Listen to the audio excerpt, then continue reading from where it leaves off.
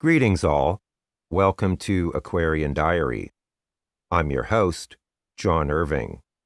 It is July 25th, 2023. Before I get started, I want to point out that I published part 2 of my fascinating conversation with Deborah Lupien. You can find that on my channel, of course. In that conversation, Deborah describes how Earth shifted into 4D consciousness in June of 2023, so you don't want to miss that. Also, please check to make sure you're subscribed to my YouTube channel. Other YouTube content creators have noticed that some people are mysteriously unsubscribed. Today, I am very pleased to present a conversation with Dr. Nadine Sullivan. Nadine has very impressive credentials. She has a PhD in sociology and also a degree in anthropology. She's an interfaith minister and a certified hypnotherapist and has published numerous books. As usual, I will put any related links in the episode description, including how you can inquire about an astrology reading with me if that's of interest to you. Don't forget to subscribe and turn on notifications if you wish to be notified when I publish part 2 of this discussion. I hope you'll find this conversation interesting. Hi, Nadine. How are you? I'm really good. It's good to talk to you today. Likewise. I introduced you a little bit before I started the recording here. Let me give a little bit of background about how we connected just to get the ball rolling. Okay. First of all, I did an astrology reading for Nadine, and I saw her CV effectively in her email, and it was extremely impressive. And then when we actually got around to doing the reading, we ended up chatting a lot because she has a fascinating background. And we spent quite a bit of time just chatting without me actually doing the reading. And then at the end of the reading, I put forward the idea of actually talking because I think Nadine might be able to give us a perspective based on her background and teaching and knowledge and wisdom about some core issues that are at play that I think everyone is interested in. So why don't you just tell us a little bit about yourself, Nadine?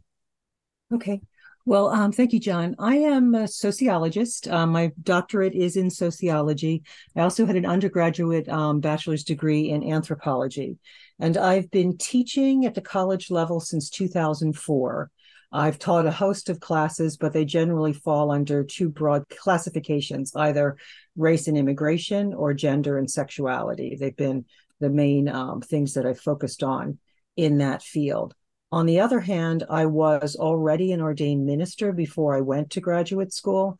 And in that space, I had had a spiritual counseling practice for a while before going to grad school, and then resumed my spiritual counseling practice once the homework load lightened up enough that I could do that. And with that, I added hypnotherapy. So I've been a practicing hypnotherapist since 2007.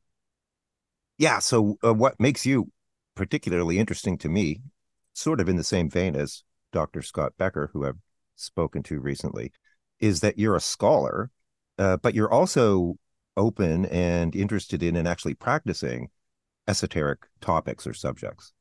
Yeah, the really cool thing about hypnotherapy is it allows you to take people into their subconscious. And then as they're in that state and you're asking, I do hypnotherapy, not just hypnosis, right? So broadly speaking, hypnosis is you do an induction, which is a relaxation or a guided visualization, and then you make suggestions that might help the person quit smoking. When you're doing hypnotherapy, you're doing the induction, and then there's this whole middle section where for maybe an hour, you're asking the person questions. What do you get out of this? What is this? How does your subconscious picture this? What does this mean to you? And then you're making the suggestions based on what they've said. So it's a much more in-depth process, and it allows people to really get to the core of situations in their lives. I presume you've had some interesting results with this, clearly. I have. You can do as with the subconscious, intention is everything. And so you can either take somebody back into the past, so you can take them into their childhood or various traumatic situations, maybe if those situations are haunting them in their sleep and they need to be able to process them so that they can get a good night's sleep. You can do those kinds of things. You can also give the suggestion that they should go to a different year before the year in which they were born, and then they will often give you a story of a past life. You can also take them forward in time and ask them to tell you about the next decades of their life coming up, or about maybe a different life after this body has expired. You can also, somebody can say, I don't know whether to take job A or job B, and you can give them a metaphor by which you say, okay, you're going down the road now, you're going 5-10 years into the future with job A. What do you see? What's it like? How are people treating you?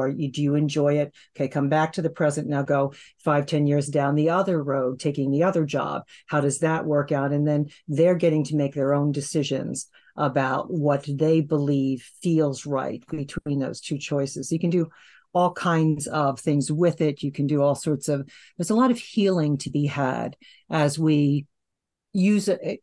Sometimes, like I've had clients who had childhood trauma, and when they looked at that under hypnosis or under hypnotherapy, it's not going to stand up in a court of law. They can't go back and say, my uncle did this to a courtroom. But what they can do is it almost doesn't matter whether it's actual memory or a therapeutic metaphor. It's how their subconscious feels about it. It's what their subconscious believes. And so you can then make suggestions for them to be able to let it go, heal, see themselves in a different light, rewrite that narrative, those kinds of so those are the kinds of things I do all the time. I mean, that is incredibly fascinating. I mean, you're effectively talking about time traveling. Yes. They are forwards and backwards in time at will. I mean, we're not taking the physical form in this case, but at least in the mind. Yeah.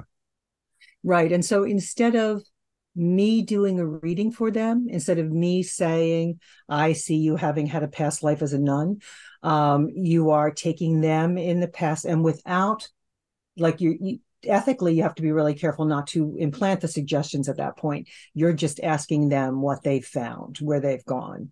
I've also, when I began to study and get trained in hypnotherapy, I was a graduate student at that time, and I was like, I don't know if I believe in this, right? Let me just do this and see how it works out. And then as I kept getting hypnotized as part of the training, I began to see these past lives. And I was like, oh, after a while, I was like, I know what I've been doing for the past 600 years. And so the hypnotherapists I worked with took me through a past life, and then through the death scene of that life, and then into the life in between lives, into the world in between, and then back into a new body. And they weren't telling me what those bodies looked like or what was happening there. They were asking me, go to this place. What do you see? What do you feel? And so in that whole spectrum, it remarkably reduced my fear of death. It helped me deal with my mother had already passed. It helped me deal in preparation for the departure of my father. And it also helped me just kind of see the themes that had been running through my lifetime. And I saw connections to them. I was a child who did have past life memories. I should add that. So even though I wasn't sure if I believed in hypnotherapy as I started studying it, I had strong past life memories as a kid. And so, but I didn't see those lives where I thought I would, but I did see those things. And so it gave me a greater sense of self. I'm a little afraid of myself to go into the future, though. Yeah. Wow. I'm not sure. I have a lot of questions. Like, okay. For example, you're can you describe like what you experienced when you yourself were in that state? Were you visualizing everything very clearly and with all kinds of detail? And could you feel like did it feel like you were there? Or is it like a dream kind of? It's more dreamlike. So there was a case of Roddy Murphy in the 1950s, I think, and lots of discussion about whether that case was real or bogus, whatever. Setting that aside, that was described as her being there. For me, it's not it's not as clear as if it's not like the way the room around me looks, clear in 3D. And it's not like as clear to me as if I'm in a movie theater watching a Hollywood film. For me, it's hazy and black and white. It's very much like memory. So I have a real life memory of being in sixth grade and standing in line. Somehow I went to a Catholic grade school. They had a habit of making us line up, boys and girls separate, and lining up also shortest to tallest. And so I'm at the back of the one of the tallest girls at the back of this line, and there's a boy across from me, one of the taller boys, and he leans over and says to me, "Now this is a memory I have in real life." And he leans over and he says to me, "Is your mother pregnant again?" with all this disdain. And I don't know that word because this is back in the day, and we didn't use that terminology. We said, my mother would come and say, "You're going to have another baby brother or sister," or women were in the family way. Nobody said pregnant. And so I looked at him and I said, "My mother's not pregnant." And then I went home and told her, and she said, "Honey, yes, I am." Because actually, I'm one of 13 children my mother gave birth to in a span of 14 and a half years. Good Lord. And so she was always pregnant. I just didn't know the word. So what I see in my mind's eye about that day, it's a black and white image to me. It's fuzzy. It's like a kind of like an old TV set out of focus, right? And I know there's this boy. I know he said it. I actually don't remember his name or what he looks like. I know that I'm wearing a dark green, a forest green jumper because that's what our school uniform was. And I know it's got a big gold badge on the chest that says the very long name of the grade school, but I don't see it in gold and green, but I know it. So it's memory. I will say to clients before their first session, I'll be like, think about the top shelf of your refrigerator or the door of your refrigerator. Where are the condiments?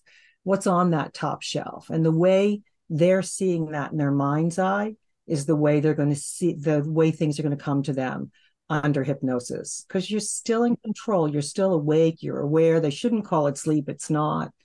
But in that state of awareness, your focus, like I still know if I'm under hypnosis, I know what year it is. I know who's president. And if there's a siren that goes by on the street, I go, "Oh, fire engine." But I am focused internally instead of externally when I'm under hypnosis. And so it's whatever the way memory comes, whatever way you see the top shelf of your refrigerator, the contents, that's the way you'll see it right there. It's probably similar to how you remember dreams if you do. Yes. Yeah. Yeah. I happen to have very vivid, realistic, hyper realistic. I can lucid dream sometimes, right? So now, as far as feeling it goes, the other piece of it, even though if I'm under hypnosis and I'm seeing some story I'm telling about a past life, it's coming very slowly. It's coming piece by piece. The person asking the questions is saying, "What's on your feet? What's on your legs?" I'm describing it. And I'm having to go with it. I'm having to suspend disbelief and allow myself just to observe and report. But then when I come back and I'm walking around the world for the next days or weeks, there's an emotional component. So, right. Which was how I came to decide that for me, at least, it is a tenet of faith to me that we do have more than one life, and that I've had that experience. Because as I came out of the hypnotherapy and I'm walking around, it's like I could feel the emotion of that life. It's got something that's sort of lasting, and you're just kind of like that. Something about it feels like that really was me. And also, the question was, the starting impetus was something that was bothering me in this life. I go see some past life and tell a story about the reason I'm doing this now is because of what happened then. And then after seeing that, I'm able to change what I do in the present. So it's empowering. Do your clients or does the subject recall all of this, or is it something that you record and that they access later, or what? Both. Most clients recall good portions of it. I have had probably 2 clients that dropped into such a deep trance state. They claimed not to be aware of any of it at the time, though they were recording. I leave it up to the client whether or not we record. I recommend they record. Yeah. But those clients were startled because they thought they fell asleep and nothing happened. Something did. They must be shocked when they hear the recording. Yes, but most people don't go quite that deeply. Um, and so they are reporting this story. And like for me, every so often your conscious mind jumps up and says, "You're making this up." And you have to go, "Shh, I'm paying her. I'll talk to you later." And like just stay with reporting whatever images, impressions, feelings are coming. Some people aren't visual, and then they're like, "Well, I feel this," and you're like, "Just go with it." Yeah, and you told me also, which I thought was really interesting, is that you can do this remotely. Yes. When the pandemic hit, I was able, only one client wouldn't go virtual.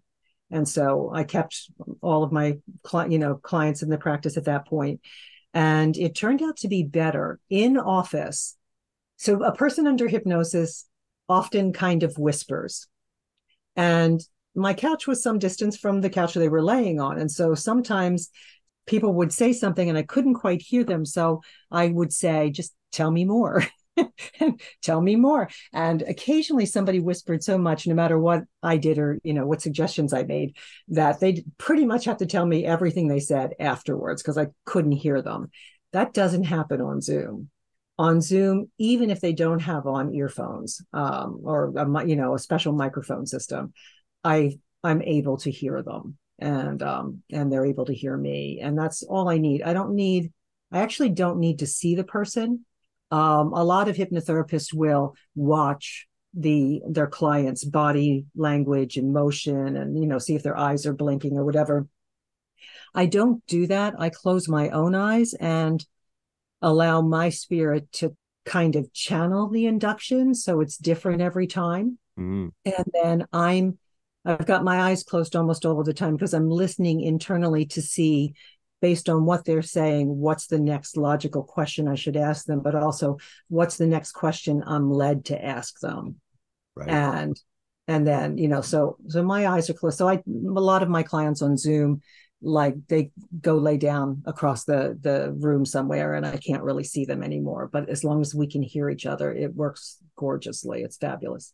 My intuition is screaming at me that there's probably a lot of people wondering, Mm-hmm. is this QHHT or something else?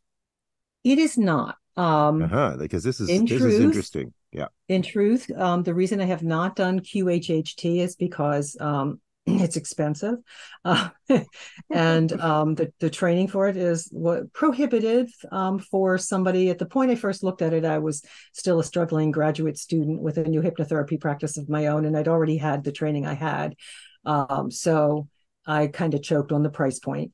The other so I don't know what the difference is. I do and have been trained in past life regression and between life regression and future life progression.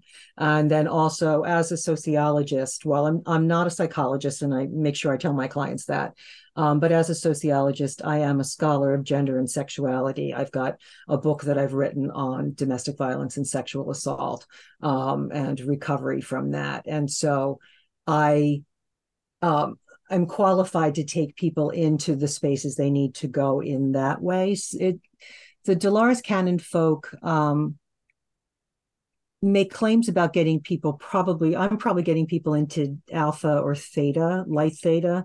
They're kind of claiming to get into deep theta. So, and their sessions are longer from what I can tell as an outsider. I believe their average session is 3 hours. My average session is about 80 minutes, but people do more than one. So yeah, so it's not, so I've got nothing against QHHT. And if I can, at some point fit it into my schedule, now that I can afford it, I would consider taking that training. But yeah, it was one of the more expensive ones out there at the time. What matters is that it works. Right. And it does work. Yeah. There's another really interesting piece about hypnotherapy is that it played a role in a lot of our current spiritual movements. So if we think of the Edgar Cayce material, and that was popular enough that in my Catholic high school, with only a physical library to use in the little township I lived in, I was able to write a term paper on Edgar Cayce and Christian reincarnation as a junior in high school. So, but if we think about the Cayce material, Cayce got his start as a trance healing medium from being someone who needed healing and who was hypnotized as a way of dealing with whatever was going on with his throat and recovering his ability to speak through hypnosis. I and my sister made a journey across New York State to visit a town called Lilydale. Unfortunately, when we were there, it was just before the 4th of July, and the Canadian wildfires were pretty thick across Lake Erie into the Western New York that day. But or during those days. But in Lilydale, the start of the spiritualist movement, which is which is sort of at the core of there with the old occult and the new age kind of space, but it was a big religion in the United States, and it is still a big religion in the United Kingdom. But are we talking about the 1800s spiritualism movement? Yeah, in the 1800s with the Fox sisters, who were influenced by somebody who practiced mesmerism that had been there. Now, part of the reason I went there this July is because it came to my awareness that Susan B. Anthony and Matilda Jocelyn Gage and a number of early feminists and suffragists went there a lot. So from my records, it looks like Susan B. Anthony was there speaking at least 6 times. And so I was looking for that information in their library as well, like that connection. But one of the things about that spiritualist movement was women were entirely equal in it. They were also equal in Quakerism, but that's also a meditative practice. If you go to a Quaker meeting, you sit in the silence for 45 minutes, and they don't preach, they don't sing, you just sit in the silence. And so so I'm looking for those spaces, that intersection between real equality for women, real liberation for women, and spiritualism, or that which is of spirit. Yeah, I was told my great grandmother was involved in the spiritualism movement. Oh, really? Yeah. Wow, that's cool. Yeah. Yeah. Was she also a suffragist? My family were pretty progressive. Right. Yeah. Getting chills saying that. Yeah.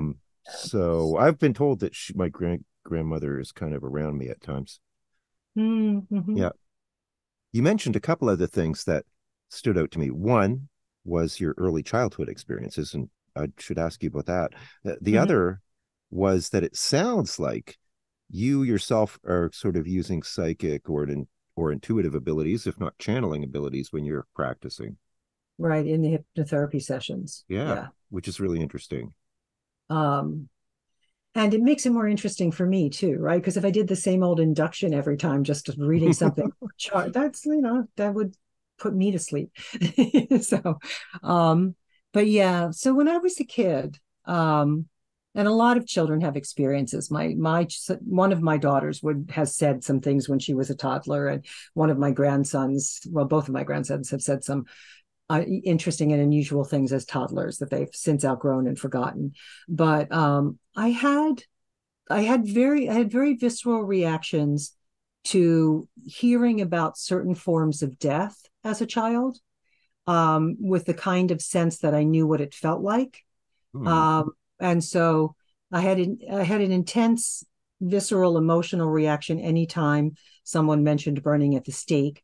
I had a particular I had a Halloween where I was dressed as a witch, and some neighborhood child said to me, "Witches aren't real," and I got really angry and started yelling, "Yes, we are! Yes, we are!" Like how old were you at this time? 7.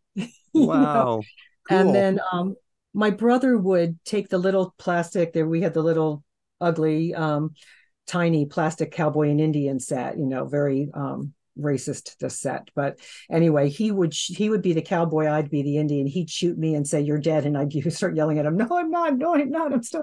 And I would have this feeling as I walked. So I had very long straight hair, and I had a mile walk to my grade school. And as I would walk along, sometimes, and it happened 20 times a year for a long time, but I'd be walking along, the wind would lift my hair, and I would have this intense feeling of being male on horseback with a spear in my hand and like naked from the waist up, right? And Native American. yeah, and I wasn't like trying to put it in that framework. I just would suddenly have this feeling. And so that's as a child, and it happened routinely up into my teens. But in 2009, which is well past my teens, I was driving across the northern part of the United States. My brother was moving to San Francisco, and we took a lot of routes named 80 something from Philadelphia. We went across, we went through near Pittsburgh, we went across by Chicago, we went through, I think, Yellowstone, and then swung down through Wyoming and northern Nevada, and then over Donner. We skipped Las Vegas, but over Donner Pass into north of San Francisco. But as we got west of Chicago, and before we got to the Dakotas where the Pine Ridge Reservation is, we're just driving along, and all of a sudden I had that thing again. And I was this male, but I wasn't on horseback. I was kind of watching over a rise, watching this white people come through, watching like wagons and people and soldiers and whatever. And but that sensation, this sense of altered identity, was really intense once I got west of Chicago, and stayed with me even through the overnight stay in a motel to get rest before driving again. Stayed with me until we got to the Dakotas, where it lifted. And so I was like, oh, I guess I wasn't Lakota. I don't know but that sense of, being in a different body. I wasn't in this body, in my sense of self. It seems to me that that's not very common, that people have can recall aspects of past lives without some form of technique like what you practice now. So it is and it's not. If we look at the work of Dr. Ian Stevenson, and I think he was from the University of Virginia, but a man named Dr. Jim Tucker continues that work. Stevenson he went to where children had spontaneous past life memory, and he took their stories, got whatever the family said, whatever the child was still saying. These were children who were generally old enough to speak well, circa 3 years old, and younger than 6, or, like somewhere in that window.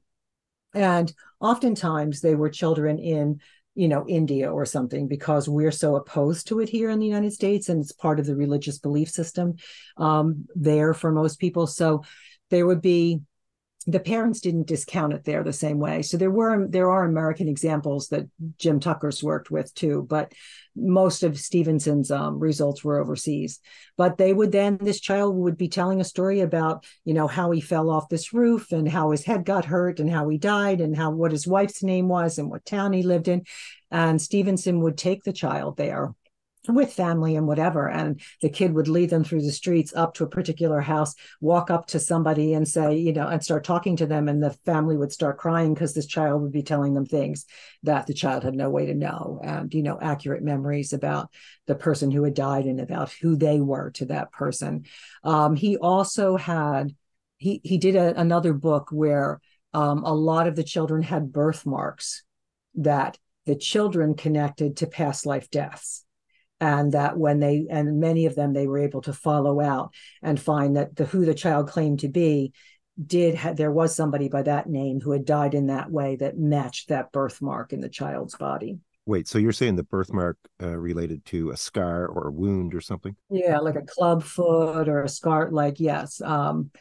Yeah, a lot of babies are like where they're born with a red spot, or where my one grandson's got kind of speckliness around his nape. It almost looks like buckshot. I have never hypnotized him, and he wouldn't let me if I tried right now, not at his current age, but don't know what that was. But I had one child client who had 3 little red dots on his forehead, slightly raised, and he was a 10-year-old child, and he was Latinx. He kept telling me that he had this huge, they were ugly, they were horns. He had these 3 horns on his forehead, and he's telling me that no girl will want to, and I'm like, you're 10. He's like, no girl's going to want to date me. And he's going on and on and on about how ugly and deformed he is. And so I did hypnotherapy with him and did a past life. Well, I just started asking him to tell me about that. Like, go imagine some other person somewhere who has this deformity. And he starts to tell a story about being African American and running from a group of white men. And to get away from them, he crashes through a plate glass window, and he gets cut in that region of his forehead. And then he goes on, and they set upon him, and he's killed. And so this is some 10-year-old kid who does not know the history of race or racism in the United States, and or any of that. But he tells this story, and I make the appropriate suggestions after he defines his story. I make the suggestions about letting that go and seeing that he's safe now, and he's in a different body, and he doesn't need that anymore. And the next time I saw him, I started to ask him about his forehead and the girls in school, and he's like, oh, what, this is nothing. Oh, he said, I got a new girlfriend, her name's whatever. And his whole attitude and personality changed toward this thing once he told this story about a past life death.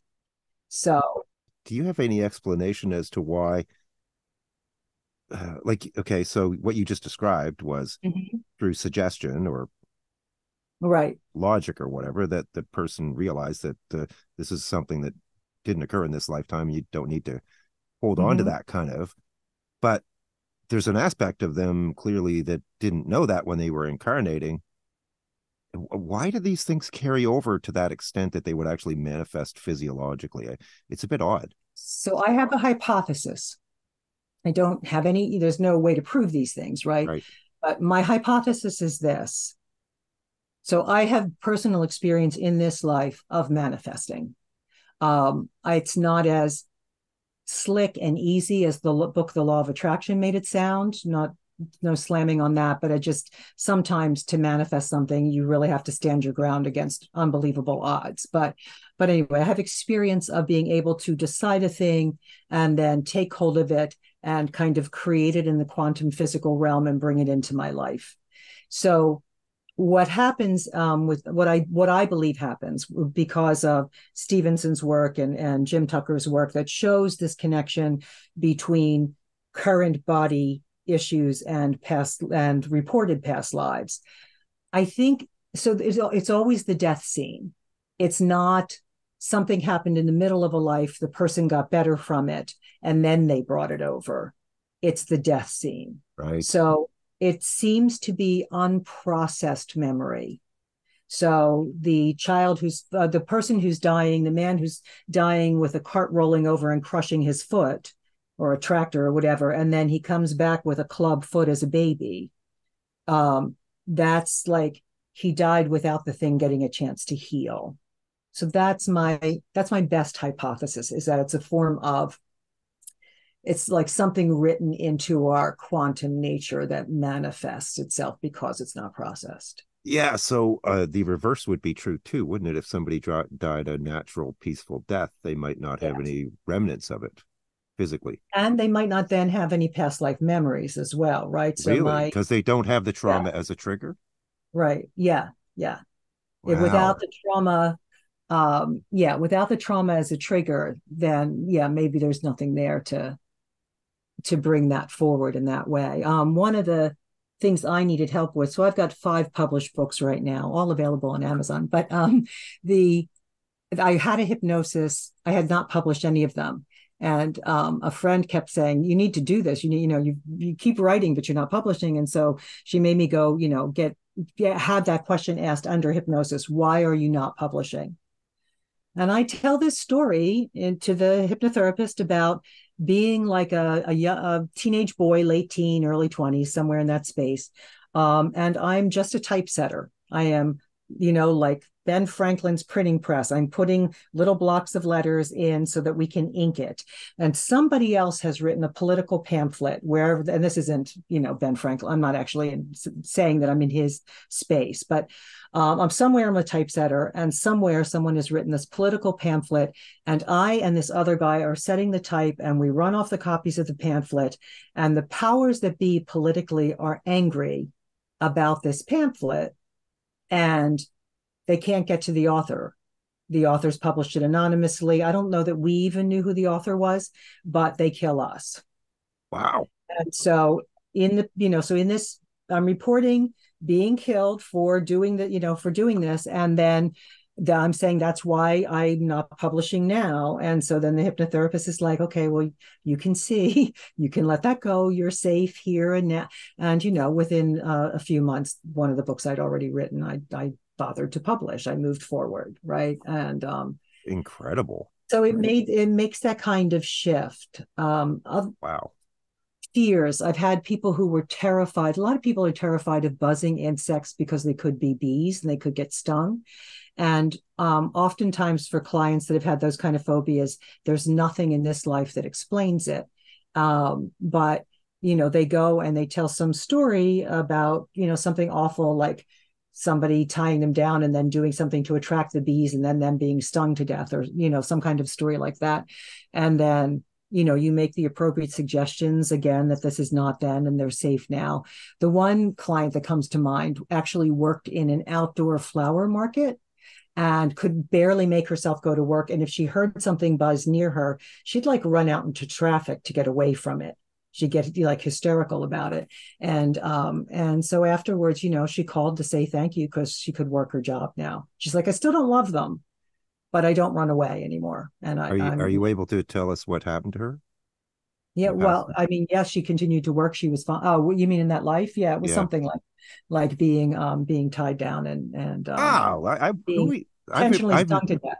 I haven't even heard of that before. It's just a horrible idea. Like that's and I hadn't heard of it until it was something she said under hypnosis. So I'll have to put an advisory at the beginning of this video for those who are queasy. But she did not, in the session, she wasn't suffering, like she didn't re-suffer the being stung. She's seeing it and reporting it, but she's not feeling, like on my couch, she's not feeling stung again. Right. She's not. So it's not like we relive it in hypnosis. We just see it and report it. So this could apply to basically a lot of phobias. A lot of phobias, right? Those irrational phobias that like doesn't make any sense why this person is afraid of closed spaces or heights. All of that. The example you were talking about where you were publishing, the thought went through my mind that's something that you might be able to document historically. Right. Have you ever been able to do something like that in any case? I have not. One of the problems with it is this, and I believe Stefan Schwartz talks about how that part of our mind, that part of the subconscious is not that good with names and numbers and such. So the public persona of hypnosis contains a lot of being able to go and find out that somebody's name was Belle Smith and they lived in 1852 in Dublin, and then go find her. Ian Stevenson was able to do that with live children reporting that stuff in their waking state.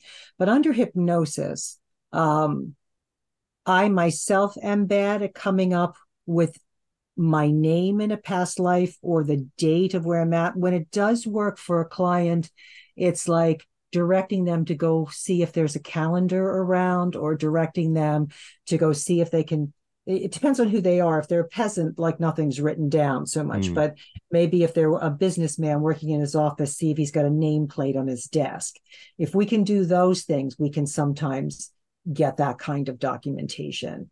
But the subconscious, what we bring back is we bring back talents and fears, but we bring back the emotion of it, the impression of it, and not so much like the things that could prove it to the materialist mindset. Yeah, I would suggest that I mean, you're much more of an expert at this than I am, but I was just thinking about, like, for example, had an Mm-hmm. experience in my youth, and there was a situation. There was like a protest going on that I just Mm-hmm. went to observe because it was a big thing in the city I grew up in. Right. And I remember, and then the police showed up, like, with their Mm-hmm. shields and clubs and stuff. They didn't attack me, uh, Mm-hmm. because I happened to be on the other side of a fence, but I just went into a rage. Like, I Mm-hmm. started screaming and swearing at them, like "F you," and just like, Mm-hmm. and this one cop just kind of stopped and looked at me because I was a young person. I wasn't fully mature. Right. And then I just caught myself when I went like, "Whoa, what was that?" Where did that come Right. from? Right. And then afterward and later on, I thought, oh, I must have had an experience with authorities, like where I was, who knows what happened to me, Mm-hmm. um, because it seemed irrational. Right. So that wasn't a phobia per se, but it was triggered by circumstances. But it would be an interesting place to start with a past life regression, Mm, would be to take that feeling, like you do a little guided visualization, relaxation, and then, okay, take that feeling, hold it, and now go to the origin of that yeah, level of that emotion. And it's kind of like, sometimes I've used the metaphor of like, there's a blizzard and you've tied a clothesline from the house to the barn so you can get to the barn, right? And you walk along holding that clothesline so you don't get lost out in the blizzard. It's like, walk along that clothesline and go to where it's anchored, right. find where that started. And people tell the most interesting stories about that. um Yeah. So yeah, my point was that obviously that it might not literally be a phobia, that it just might be, there's all this subconscious stuff that we're not right. even really, most of the time we're not aware of. And we operate on those things, right? It affects our personalities and our behavior and therefore our whole lives. At one point, I was being asked under hypnosis. I had asked the hypnotist to ask me why I kept eating these cookies, right? Because I was having an ongoing struggle with my weight. And I'm like, just take me there and ask me. So the hypnotherapist is asking me, what are you getting out of this? Why are you doing this? Right? Because I ate like it was a job. And so, and like the cookies had to be finished. They just kept calling me, two more, two more, two more, gone in 12 hours, right? And so, under hypnosis, I start to see, um, trigger warning, I start to see a sexual assault scene from, something, something barbarian, something perhaps Germanic, forest, something, I don't know, 12, 1100s, 1300s, something way back like that. And um and then it connects. So, I'm a young girl, so that connects then to a memory, a conscious memory I had, but now I'm in hypnosis, so it's coming up for me with more emotion because I'm in hypnosis remembering that when I was about 17, I had a thought one day that maybe if I gained weight, some of the creepy men in the neighborhood would stop, running up on the sidewalk when I walked by, kind of like there's a lot of sexual harassment that happens. If I'm have a class of undergraduate young women, they will very quickly recognize street harassment, right? And so a Yeah, lot I've of that, seen it. and so I'm having that feeling. Maybe if I get fat, that'll stop happening. And so I'm connecting those two in the subconscious state, and I start sobbing. Not which people don't usually sob under hypnosis, but I start sobbing that it's not safe to be a pretty girl. And then the hypnotherapist kindly reminded me I was in my 50s. And so she's like, so is that your issue now? And it's like, no. Then she begins to make suggestions that I don't need to finish the cookies anymore. And immediately after that hypnotherapy, I lost in the next, 3 months, I lost 40 pounds. I found myself going, why am I eating this? Like, I don't even like store-bought cookies. I actually only like my mother's homemade ones. And I actually went to an ice cream stand and threw away the cone after a couple of bites. I was like, I don't like that. And so Well, it maybe there's totally a shifted similar my sense of explanation. control. Mm-hmm. Maybe there's a similar explanation for, maybe that something like that explains why I have this crazy YouTube channel. I'm just kidding. And I'm just finish that kidding. I'm thought just out. So kidding. you're no, I'm no, just kidding. I'm just kidding. because maybe it connects to a past life in which you didn't have a voice. Yeah, I don't know. I don't Well, no, know. actually, Or John, maybe I'm just trying to offend as many people as possible so they'll leave me alone. one of the interesting things about you, and one of the reasons that I gave myself the birthday present of a astrological reading with you, is when you talk about Cassandra, about being that voice of one crying in the wilderness that nobody's listening to because nobody wants to hear what you're saying. I really resonate with that as a sociologist watching what's happening in the world around me. Uh, Oh, and everybody not everybody, but many people, the majority of people seem sort of blithely unaware, even other faculty, even like just I'm looking forward and seeing a train coming down the tracks heading straight for us, and everybody else is just going, yeah, we'll be all right. yeah. Okay. You had to go there. So you've got you this channel gives you a voice. Yeah. Well, yeah, you had to go there, but we weren't quite finished with it Okay, so because we're I back want to to the go there. hypnotherapy question.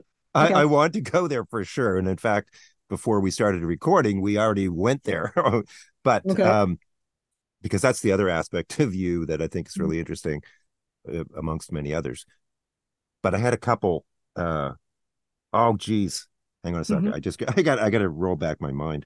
Um, the other thing that you, oh, I was going to ask you, how far back, like sort of what you're describing, you would think that if people are being triggered by death in past lives, that for the most part, they would be lives that preceded the current one. So, but you also described one that you felt might go back to like the 1100s. So, how does that Right. work, or how far back do you go? So different people report different things, and different people do different numbers of sessions, right? A lot of people only do enough. They go see 2 or 3 lives. They call it a day. That's then. So we don't know if they have more lives or not. Because I was working in the field and training in the field, I went back over and over again. Um, I have seen something Ice Age of Wow. mine. Most of what I've seen has been since the 1500s.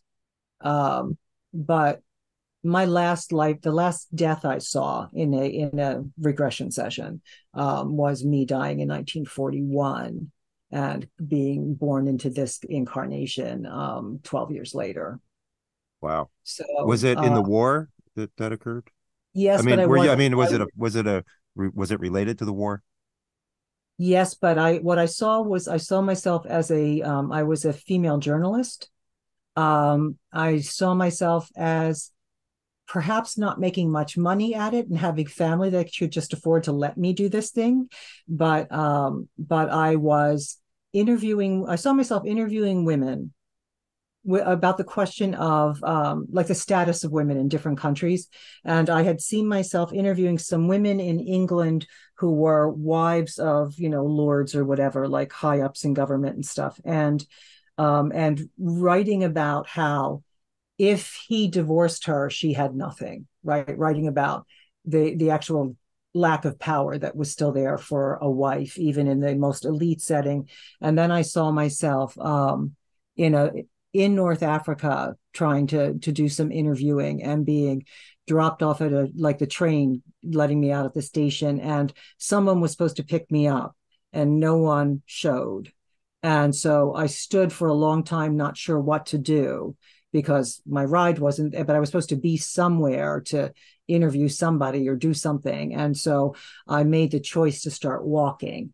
And somewhere after I began walking, gunfire rang out. And what came to me in the hypnotherapy session was that it was friendly fire, but that I had accidentally walked in as a battle was just about to begin. Oh And God. and then my concern as I'm leaving the body, because what happens then is in the hypnosis, I see myself suddenly outside my body, and I'm my spirit's leaning over, gripping the shoulders of my dead body, yelling, but the book's not done. The book's not done.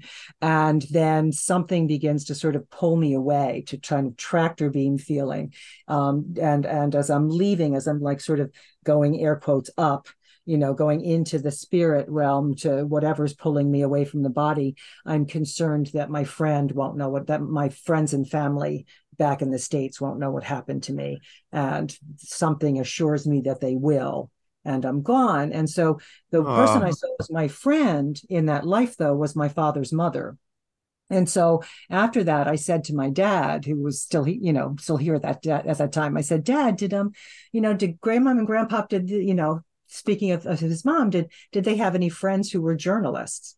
And he went, oh yeah. They had my grandfather on his side had a number of stores and had some wealth that he lost later and did not leave to us. But he's like, oh yeah. They, when they were in Manhattan, they had, every Friday night they had journalists over.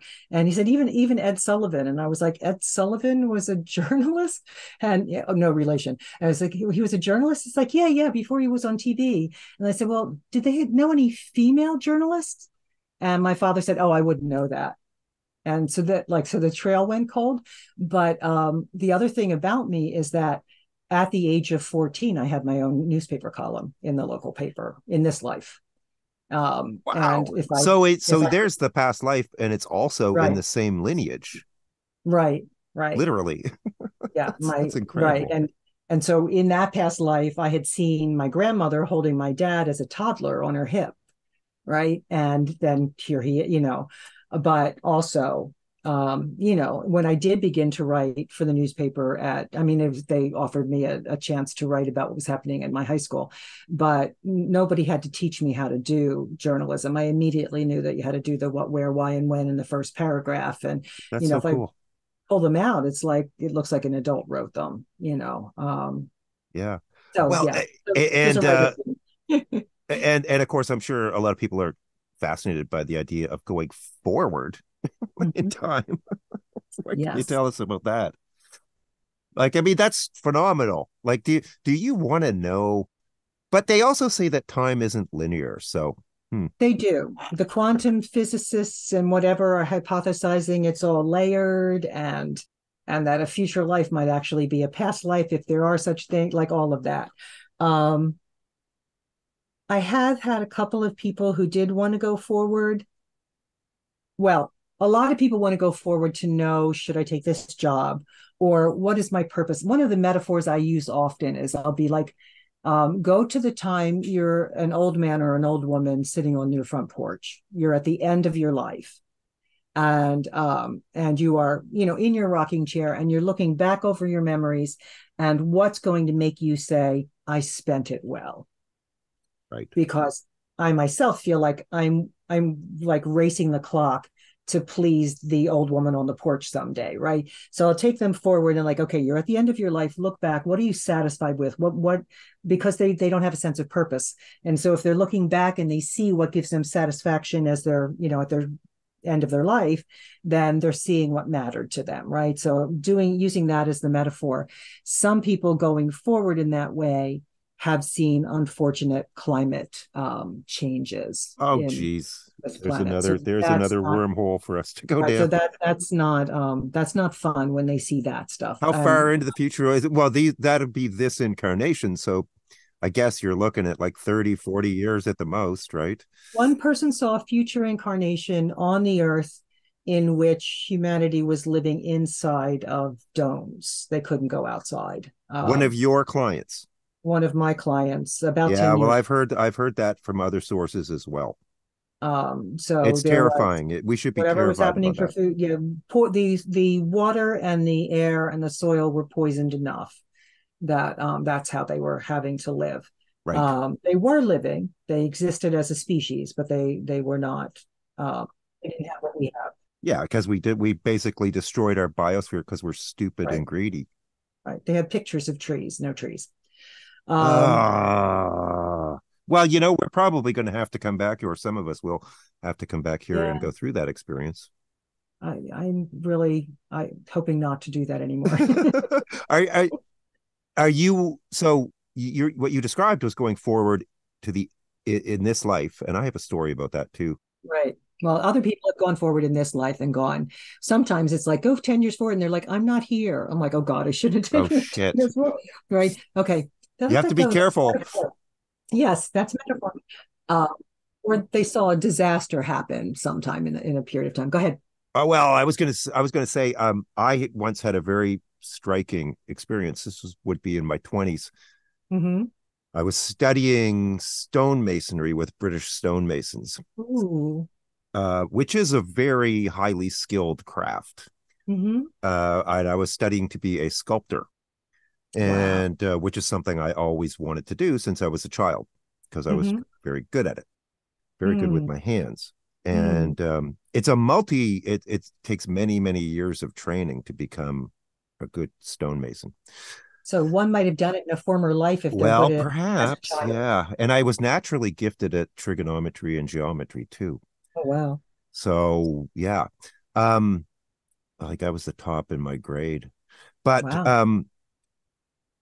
I had this dream in my early 20s Mm-hmm. where I saw myself when I was about, I would know, I would say 60 years old. I was looking in a mirror and I saw Mm-hmm. myself, and in the dream I looked at my hands, and I knew that I was like in Bermuda or so, because stonemasons go all over the world to restore Right. buildings. Mm. And they can spend months or years restoring these buildings Mm-hmm. because there's very few people around who can do this anymore. And so they're in high Mm. demand. They get paid quite well, but it's Right. hard physical work still, right? Right. Right. These stones weigh 200 pounds and stuff. So, and I saw myself and I looked in the mirror and I was just like, whoa. So I had been picked, I was like the top pick to be an apprentice. And I walked in that day and quit because I'm like, Because, because the dream showed me if I stayed on that path, where what my life would be and how I would end up. and was it lonely or something? Or was it? It was just like I knew I had a lot more potential than that. Mm-hmm. Right. So the dream was a warning, kind of. It was like it was a fork in the road. If I went Right. down that path, there would, yeah, that's the other thing. They travel a lot, so they're often Mm-hmm. single, because they can be gone for months at a time and stuff. So And your bank account would have been you're happy. working with men all the time, it's just, Right. and a lot of them are British, and and Mm-hmm. I'm like, oh God, like, do I really, is that what I really want to do with my life? And like I said, Mm-hmm. the dream scared me because it was so visceral. I saw exactly, I knew where I was. I knew what I looked like. I saw myself in the mirror. My features had changed a lot because you're working outdoors all the time and stuff. Right. And The sun. I'm just like, I didn't come here to do that. Right. Right. What you liked was working with stone. Well, I'm just naturally gifted at it. Mm-hmm. Uh, but um, but Mm. like as a life path, I mean, look at what I wouldn't be doing this, for example, Right. if I had gone down And you that wouldn't have path. gotten to use your intellect in the same way. No, not at all. So it might have just been past life habits, or I felt at the time that because I dreaming is my thing. Like I have very, Mm. like I can lucid dream. And Right. I have very vivid. It's hard. I don't even know if I could describe it. It's almost like as real as life, but I know I'm Right. dreaming. Right. and Yeah. and my spiritual name is actually pertains to dreaming, so Mm. it's like my thing. But my point was, though, that um that was an experience of seeing myself, at that time it would have been Right. 40 years or more down the road. Mm-hmm. And Right. I knew why I had the dream too. That's the other thing. I know why I'm having these dreams. So it was a message. So just to Mm-hmm. your point about going into the future, Mm-hmm. and how people can judge their path or their course that they're on based on the future is really interesting. But I was also interested about the potential to go into future lives, not just Right. this. Is that something that you can do? Yeah. So the one person living in the domes, that was a future life. Um, a lot of people have not wanted to go. It has not been a main focus just because of clients' needs, right? It's Right. not been what they've been coming with. It's not as Uh, pragmatic. I am both scared to do it now and also really interested in doing it now because of the stuff out there about remote viewing. It's a way to remote view the future. Yeah. If somebody, I think ethically, I would have to let a client, like the client would have to be willing to be part of kind of a project on doing it. Well, Not this raises some really profound Yeah. questions. Mm-hmm. Uh, like because a lot of people, a lot of people say, well, we have free will. Mm-hmm.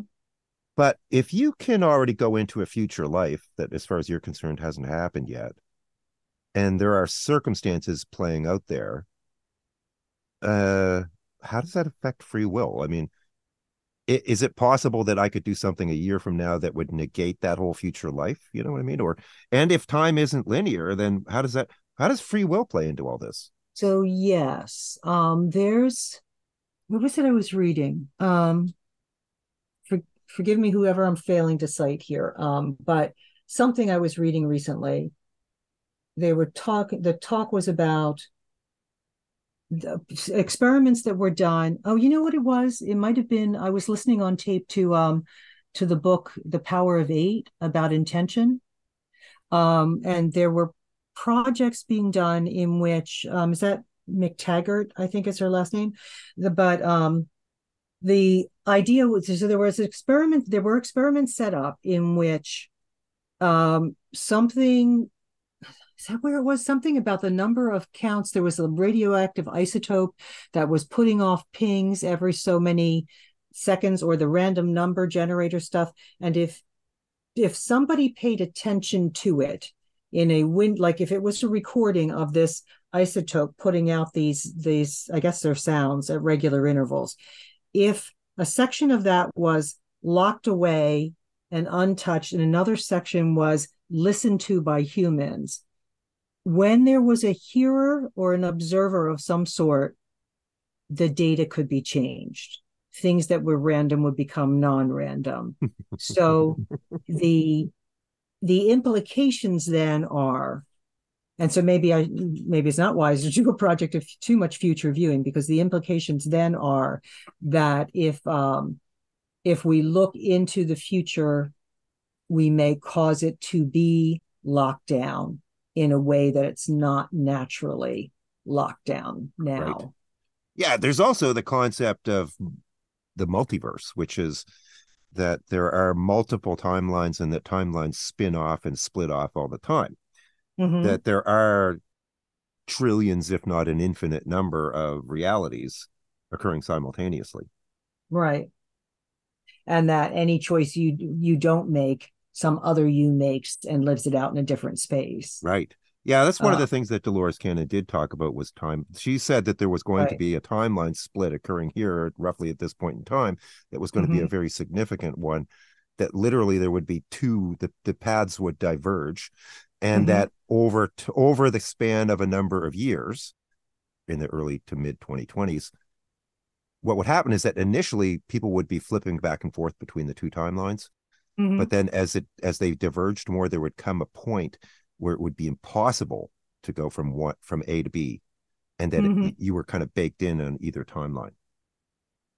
I did sort of go to sleep one night in November of 2016 feeling I was in one country and woke up feeling like I was in a different one.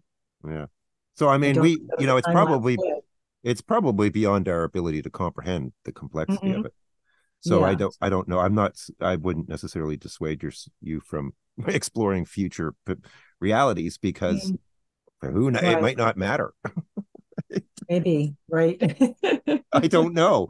I don't know. I Right. mean, it's absolutely fascinating, because I mean the implications of all this, if it can be validated, or you know, I did have a client one time. She came, she's completely anonymous. And, actually there's multiple people for whom something like this is at least partially true.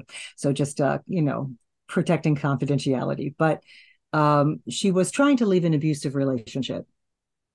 And then I took her forward in time, and she saw herself with a 5-year-old son at a ball game. And she saw the abusive relationship person in the distance, but she saw herself standing with a different male partner watching the son play ball. She was not at that time pregnant. The next time I saw her, the abuser had failed to do what he usually did. He had failed to withdraw, and she was pregnant.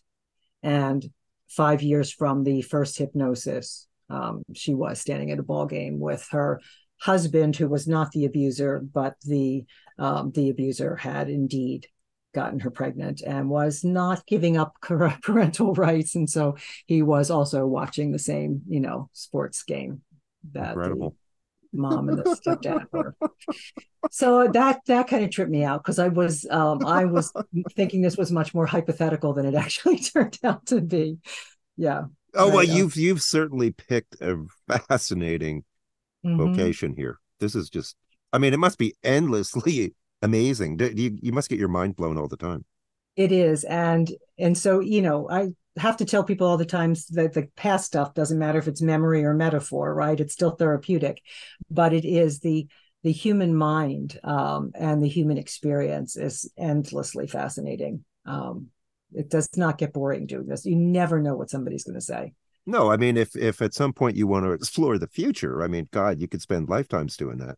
Yeah, yeah. And that's a nice segue back to the other point that I had asked you about, which is, so I had to come back to another train of thought that we left back there in the past, or maybe it's the past, or maybe it's the present, or maybe it's the future, which is your psychic abilities and intuitive abilities, how they come into play. Yeah, so clearly it seems like you're gifted. So, and not all the people who do this kind of work probably are in the same way, right. I would think. And then there's a related question, which is, how many people are practicing this methodology that you use? There are a fair number of past life regressionists in the world. Not the QHHT people, but also there are like past life regression associations. There are hypnotherapists that do it. Interestingly, Helen Reddy of I Am Woman, Hear Me Roar fame, in her latter years, she only died a handful of years ago, like I think in the last 5 years, but she became a past life regression hypnotherapist and moved down to somewhere near Australia, New Zealand or something. So there are people who do it. Didn't you mention that this stems from something? I thought you told me that it came from something Babylonian, or didn't you mention that? The roots of this technique you're using? Well, so in modern times, I guess we take it back as far as Mesmer, and it's just a matter of getting people into their subconscious state. But yeah, I don't think I mentioned Babylon, but yes, there would be, through all of human history, anytime we tap into spirit in any kind of method, whether it's lucid dreaming or, trying to do lucid dreaming, trying to do astral projection, or trying to, to get in contact with spirit, we're doing the other thing that happened for me was when my mother passed, I almost instantly came to understand why there are cultures that we would consider to be ancestor worshipers, like why there are countries and cultures where you put up an altar in your home that includes the pictures of all your deceased loved ones through the family tree, and like the things they do for the Day of the Dead in Mexico, or various cultures, China, whatever, this acknowledgement of the ancestors, because my mother's presence became much more intense in my life posthumously, more than it was when she was here, right? Wow. When she was here, we weren't the kind of mother-daughter who called each other every day or, texted when that became available. So I would go spend a couple of weeks, 3 or 4 times a year. There was that kind of connection, but much of our lives, once I left home, much of that time, long distance was very expensive. It didn't happen, So, but she became very present. She became very present in my life and in my dad's life. So my parents loved each other like unbelievably. they had too many children, and that's not a good thing. Everybody thinks that's warm and fuzzy. It's not good to be one of that many children. You don't get enough attention. But for my parents, they adored each other. And even till the end of their lives, when he would come home from work, take her in his arms, bend her slightly backward, make out with her, set her upright and go, read the paper while she finished dinner. They loved each other. They never spoke unkindly to each other. And suddenly she died with no real explanation. It's a long story, but she was suddenly taken ill, and within 2 weeks she was gone. He was devastated, and he was at that point 74 years old, and she had just 72, 74, whatever. And so he's but I'm visiting, so he gets a diagnosis of a lung ailment, and so at some point I'm making a point of visiting him often because we know he's not going to live forever by then. And I would be visiting him, and like walking past their bedroom, you just be, oh, sorry, mom, because you'd like have the sense you bumped into her. Or I was working on my dissertation at that point. I'd be sitting next to him he'd be in a recliner. I'm on the couch. I'm facing across him, and he's watching Fox News or something, and I'm working on my dissertation. And suddenly we both look up at the same time and look toward the kitchen doorway where she used to come in from. And we both be like, what, mom? And then we'd look at each other, and he'd shake his head and start to go, damn, I miss that woman. Right. And it's just, but it happened over and over and over again. Her presence was so around him the entire 10 years that he lived longer than her. Wow. And also for me, I've had a meditation practice for 44 years. And in my meditation, she's gone. I am her only twin, and all the rest of her births were singletons. And so I always thought my mother really did like boys more than girls. And at some level, she liked my ex-husband better than she liked me. And so I just thought that since my twin brother died, I thought that she thought the wrong twin lived. And I thought that my whole life, right? Just something I kind of harbored and never said out loud. And one day I'm meditating, and the thought crossed my mind again. And suddenly in the meditation, her presence comes in really strongly, and like startle, and like I'm not calling for it, right? I'm not doing anything other than just having that thought. And I feel her presence, and in her tone of voice, she goes, I wouldn't have thought that. I was too Catholic. I would have thought God's will was done. And I was like, oh, you're right. Yeah, you right. You were too Catholic. And I was like, then I was like, thanks, mom. It's like, thank you for telling me different, thank you for setting me straight. Like, oh my God, oh, you did love me. Okay, thanks. So, That's so hilarious. that's been there ever since. So a lot of stuff got much more intense with her passing. It's like the people talk about visitation dreams. Someone you love has recently passed, and you're asleep, and they're suddenly in the dream. Well, my mom, a few days after her death, I get startled awake because her face is right in front of mine, like 2 inches away from mine, looking at me. Like, she didn't say anything, but it's like she's looking. It's like the face over my crib, like she's looking down over me. And I'm like, and that happened like 3 times in a short period, like the first couple of months after her death. So those kinds of things started happening a lot. But meditators have things happen in my Yeah. life. When Yeah. I've meditated more stuff happens. When I've gotten too busy with academia, then less stuff happens. If I don't have time for my meditation practice, things kind of turn down. But then when I'm going to do hypnotherapy, I'm present with that client, and I want to follow what's coming in spirit so that I'm asking them the right questions and getting them to their right answers, and then able to give them, the best suggestions about whatever it is, and letting it go and moving on. So Yeah, I mean, you had yeah. mentioned or implied that, you were involved, like, your story about being a witch, stuff like that, Right, which would make sense. You're exhibiting these right, kinds of characteristics in this lifetime that you did in past right. ones as well. But that sort of implies or suggests that you've been doing sort of woo-woo stuff for a long time. Yes. Now, growing up Catholic, and I'm post-Christian at this point in my life, but and have been for 20 years now. But growing up Catholic, I will say when I did leave home at 18 and get out into what was, the beginning of the New Age at that point, most of the people that were there were either Catholic or Jewish.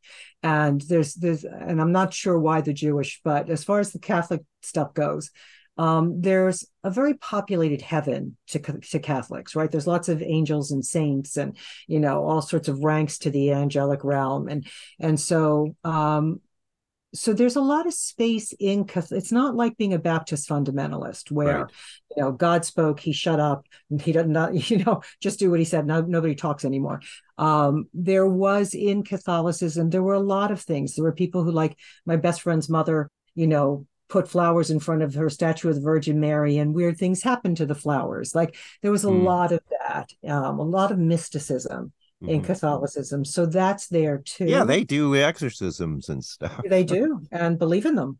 Yeah. Um, and still, Yeah. right? And canonize people, all that kind of. So they won't. I did want to be a Catholic priest. They still don't want me because you have to be male. Um, but that was also the beginning of my feminism in this life, right? 9 years old. Why can he be an altar boy and I can't be one? Yeah, well, Like I was kind of, I mean, that's fascinating about you're right. I hadn't thought about Catholicism from that perspective, but having the Catholics that I have known right. have stories, interesting Yeah. stories often. Interesting stories. Mm-hmm. And but it sounds like you were a witch and things like that in past lives as well. Yeah. I mean, I'm not in this life, at least at present, I'm not like a reader in the sense that I don't know how, like somebody can pay me and I can turn it on or off for them as much. But yes, there clearly I was doing something in multiple past lives. And one of the past lives I saw, I was kind of a woman preaching in a space, a Christian preaching in a space where they didn't, allow women. And a lot of this life, I spent 20 years as a pastor.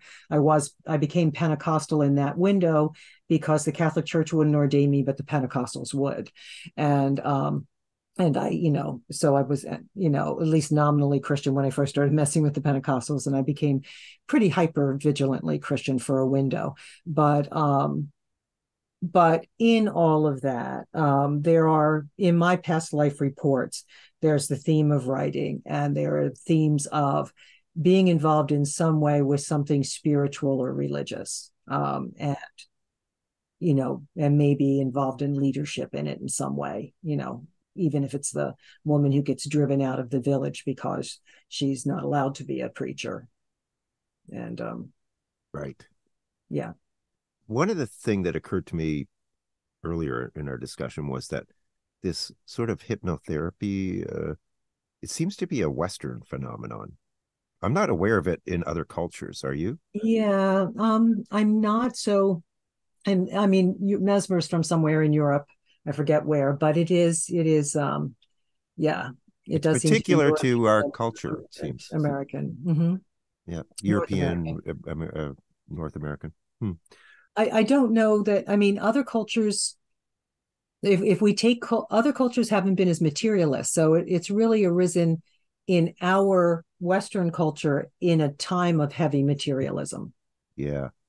You know, I don't know that we would have needed to do that as Buddhists in India at any point, past or present. Perhaps not, though, but if you can alleviate troublesome Mm-hmm. issues, then why wouldn't you? Right.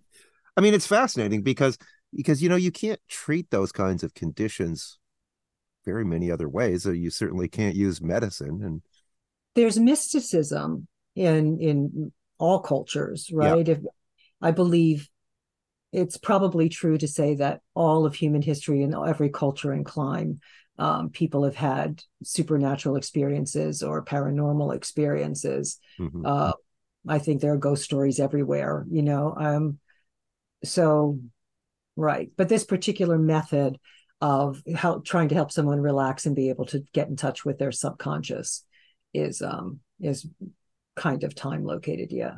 if someone has a peculiar phobia or something like that, or behavior Mm-hmm. that they can't rationally explain, is it something that you can usually address in a single session? Often.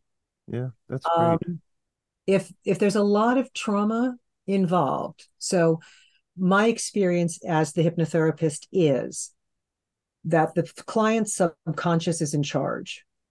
And you kind of, my job is to not sort of overdrive the engine, right? My job is just to facilitate but not lead them. And so as I take them into that space and begin to ask them questions, and they start to report whatever's coming to them, they start to tell their story their way. And then, so it's, go back to your, I lost a little bit of it. Go back to your question again. It That was, was my fault because my mind strayed. no, Have but you what? have you ever had that experience? Uh, uh, I was asking about whether someone could be cured of an issue in a single session or not. Okay, that's what it was. If the problem the person is facing has to do with recurring nightmares about being chased or something, and then the story that starts to unfold has to do with some form of abuse as a child in this life, what often happens is their subconscious will only let them see so much. So if we're dealing with repressed memory, intentionally or unintentionally, like often it's been, I didn't know that was what was going to come up. As the repressed memory starts to be uncovered, they'll stop at a given point and their subconscious won't let them see anymore. And I'll catch on that that's what's happening. Lead them away from that, give them positive suggestions, bring them back. And so what one client described it as being like a soda, or pop or whatever, the water that has bubbles in it, and you unscrew the cap and it starts to, but it was shaken and it starts to fizz out, and then you screw the cap back down. So her experience of starting to recall what was giving her the nightmares was, there would be this, it would start to, the gas would start to come out, and then you have to screw the cap down. And so it took her 5 sessions. But she wanted to keep going. She wanted to get rid of this, stuff that was waking her up every night. She was being chased in her dreams. And so within 5 sessions, she was able to recall little by little what had happened to her, who had been the perpetrator, long deceased at that point, and then receive the suggestions to let it go, and then be relieved of that and be able to sleep through the night. Do you think that if there's a trauma, well, okay, that's cool. Thank you. Uh, if there's a trauma that is related to an event that occurred with another person, Mm-hmm. the theory goes that we have a karmic link to them. And do you think that if, like, your methodology or technique here, Mm-hmm. if it's effective, does that break the karmic link as well? Don't forget to subscribe and turn on notifications to be alerted when part 2 of this conversation is published. I'll put links in the episode description to any related content, and if you're interested in a reading with me, I'll put a link to that as well. Many sincere thanks to everyone who supports me, especially my YouTube members. Thank you very much. Take care, all the best, and I'll talk to you again soon. Bye for now.